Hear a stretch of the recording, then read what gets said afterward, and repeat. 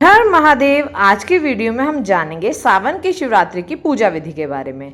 देखिए, या तो आप अपने घर के पास शिवालय में जाकर पूजा करें, या अगर आप शिवालय नहीं जा सकते तो अपने ही घर के मंदिर में अगर शिवलिंग है तो उनकी पूजा करें, या फिर पार्थिव शिवलिंग बनाकर उनकी पूजा करें। विधि एक ही रहेगी। देखिए, सुबह स्नान आदि से निवृत्त होने के बाद एक चौकी लगा ले। चौकी पर भोले बाबा, गोरा माता और गणपति जी को विराजमान करा ले, और साथ में या तो मिट्टी का पार्थिव शिवलिंग बना लें। अगर आपके पास शिवलिंग है तो आप शिवलिंग को विराजमान करा ले।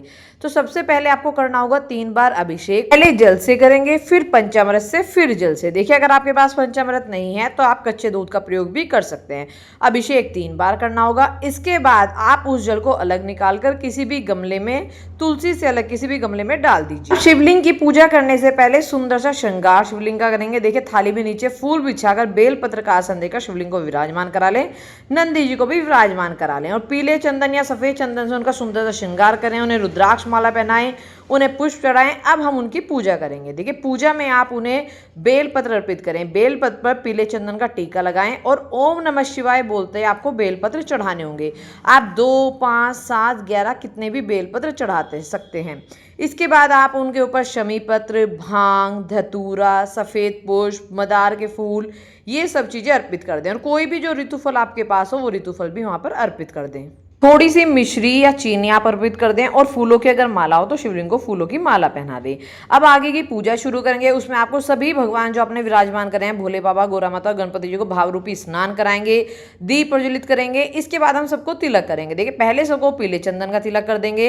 गणपति जी को, भोलेनाथ को, गोरा माता को, दीपक को, और एक लोटा रखेंगे जल का, जिसको भी तिलक कर देंगे। इसके बाद हम गोरा माता को रोली का तिलक कर देंगे। सबको पुष्प अर्पित कर देंगे।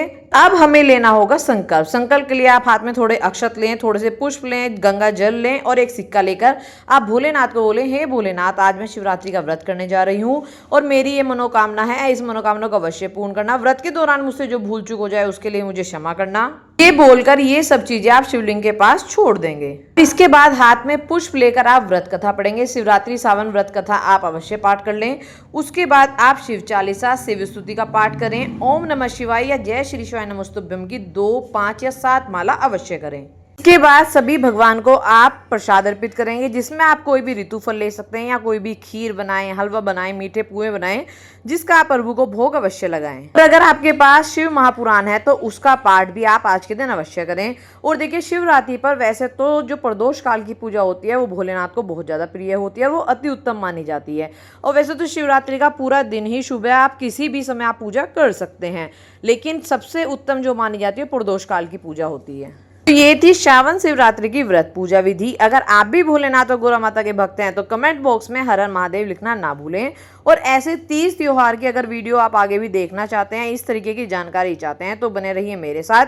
चैनल को सब्सक्राइब कर लें, वीडियो को लाइक करें, शेयर करें, और कमेंट में हर हर महादेव लिखना ना भूलें। मैं भोलेनाथ और गोरा माता से प्रार्थना करती हूँ कि आप सभी के ऊपर अपनी कृपा दृष्टि, अपना आशीर्वाद हमेशा बनाए रखें। आप सबको संतान सुख प्राप्त हो, अखंड सौभाग्य प्राप्त हो। पूर्गोरम करुणावतारम संसार सारम भुजगेंद्रहारम सदा